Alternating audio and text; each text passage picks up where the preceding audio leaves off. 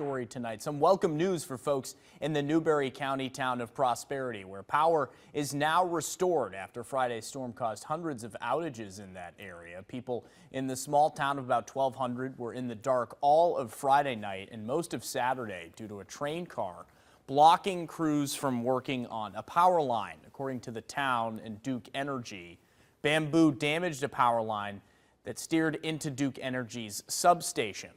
After waiting for railroad company CSX to remove the train car so that they could start working, crews decided to take matters into their own hands yesterday.